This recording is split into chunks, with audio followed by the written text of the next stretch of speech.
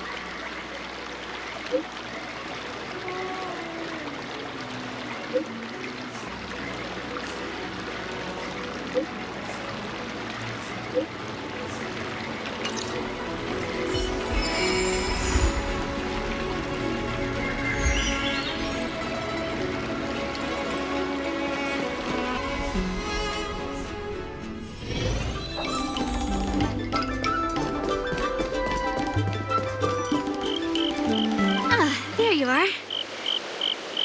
I was looking around before you got here. I already looked everywhere, but March 7th is nowhere to be found. Nope. Let's just assume she successfully skipped class. Actually, she's been quite diligent in her swordplay practice and hasn't taken many breaks lately. I think she deserves a day off. Besides, I used to skip classes even more than her back when I was still learning. If I was in the mood, I could train for 3 days straight. But if I wasn't in the mood, none of my seniors could find me. So, I can understand where she's coming from. Don't make excuses for her. Since you're here, let me treat you to some tasty food. I'm more interested in you today. Let's walk and talk.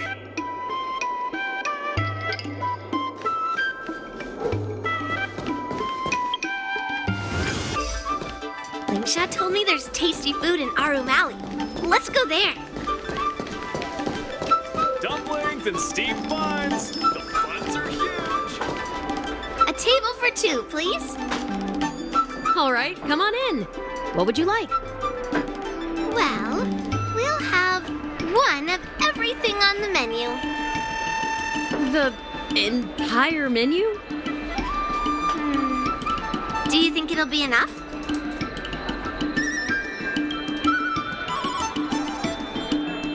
Oh, don't worry.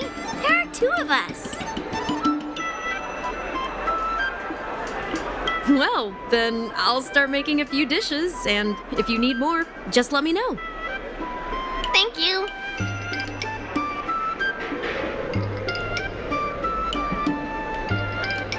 No, I've thought about it. She deserves a day off. Yeah, I mean, not too much, actually. Grandpa said to never be stingy when it comes to making friends. So, how big is your appetite? Oh. Then we can bring the leftovers to Grandpa. Well, to be more precise, I'm interested in your sword. Yanqing mentioned you before. He said that you're not to be underestimated, and that your weapon has a unique shape. So I've always been curious about your sword. How the weight is distributed, what material it's made of, whether it contains any special ingenia, and what kind of sword techniques you use. Seriously? A bat? Yeah, now more than ever.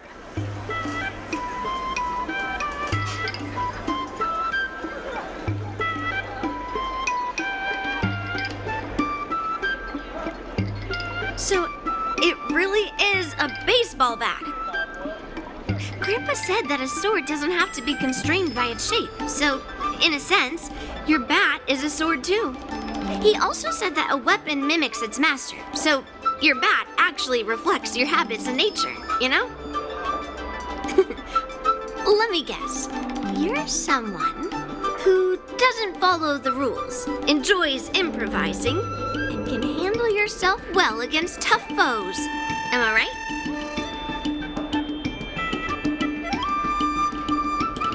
Oh, really?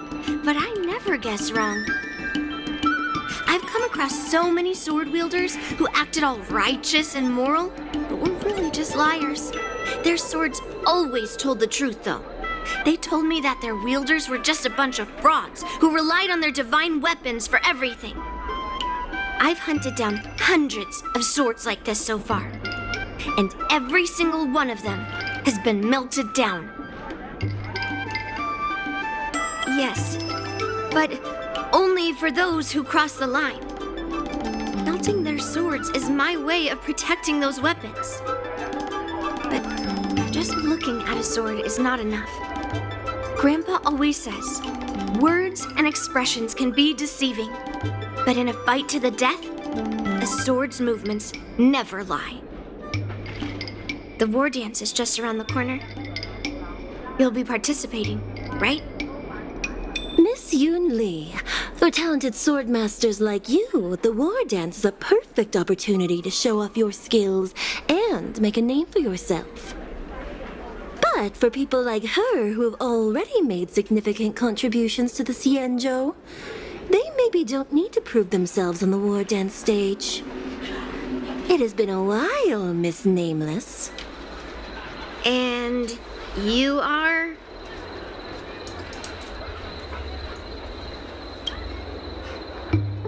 I suppose busy people have short memories.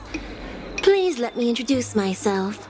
I'm Shi Kui, one of the secretaries serving the Helmmaster Yukong. I apologize for interrupting your conversation. I happened to hear you discussing the war dance. And since this person is an old acquaintance, I thought I'd come and say hello. Yes, with the war dance approaching, many guests from afar are pouring in. Mr. Pavo here is one of them. He's from the distant planet Kalevala. Mr. Pavo's planet recently joined the Pan-Cosmic Trade System. He brought his delegation here this time, not only for business, but also to return something that belongs to the Xianzhou. Miss Shikui, the word gift is perhaps more fitting than return. While it did once belong to the Xianzhou, we faced many tribulations to be able to deliver it here, so it should be considered a gift. I apologize for my poor choice of words. Mr. Pavo's delegation brought a legendary Xianzhou sword that had been lost for centuries. General Huayan plans to personally thank them at the Palace of Astrum and present the sword as a prize to the champion of the war dance. Mr. Pavo and I were actually on our way there. Since you two were talking so enthusiastically about the war dance, maybe you'd be interested in joining us at the Palace of Astrum?